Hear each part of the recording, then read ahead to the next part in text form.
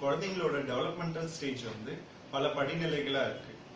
For example வந்து 10 மாச குழந்தை ஒரு வார்த்தை பேசணும் அப்படிங்கிறது, ஒரு வயசான குழந்தை வந்து 1ல இருந்து 10 வார்த்தை பேசணும் அப்படிங்கிறது ஸ்பீச் டெவலப்மெண்ட். ஒரு வயசுல இருந்து 1.5 வயசான குழந்தை நீங்க பேசும்போது உங்க கண்ணை கவனிக்காம இருந்தாலும்,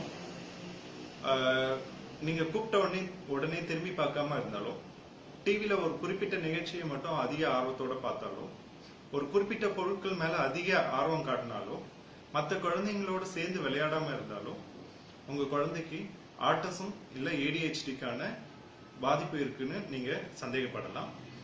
இதுக்கு யாரை பார்க்கணும்னா, முதல்ல நீங்க ஒரு சிறந்த சைக்காட்ரிஸ்ட், மனநல மருத்துவரை பார்க்கணும். பார்த்து முறையான டயக்னோசிஸ் பண்ணணும். முறையா அவங்களுக்கு ஆட்டிசம் இல்ல ADHDக்கான குறைபாடு இருக்கிறதுக்கான வாய்ப்புகள் இருக்கான்னு நீங்க அவருக்கு கூட ஆலோசனை பண்ணணும். ஆலோசனை பண்ணதுக்கு அப்புறம் நீங்க முறையான பயிற்சிகள் கொடுக்கணும். முறையான என்னென்ன பயிற்சிகள் அப்படின்னா, ஆக்குபேஷனல் தெரப்பி, பேச்சு பயிற்சி, சிறப்பு கல்வி. இது மூணும் குழந்தையோட தேவைக்கு தகுந்த மாதிரி நீங்க கொடுக்க வேண்டியது இருக்கும். இது வந்து ஒரு நோய் கிடையாது.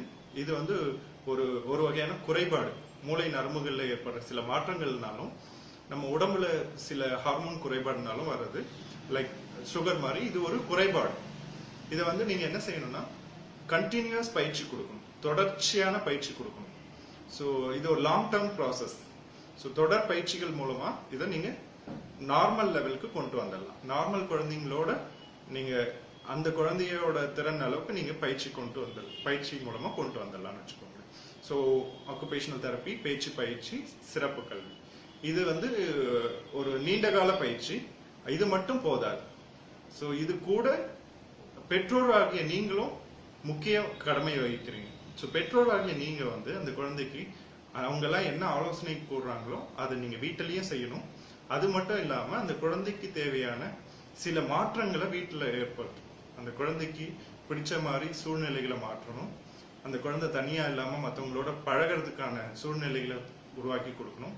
அந்த குழந்தை எந்த இடத்துல ரொம்ப கம்ஃபர்டபுளா இருக்காங்களோ அந்த இடத்தெல்லாம் நீங்க உருவாக்கி கொடுக்கணும். அந்த குழந்தை எந்த இடத்துல பழக முடியலையோ அதை எப்படி பழகணுங்கிறதெல்லாம் நீங்க சொல்லிக் கொடுக்கணும்.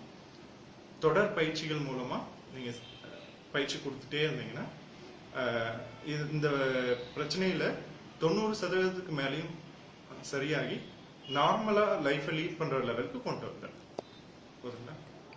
நன்றி, வணக்கம்.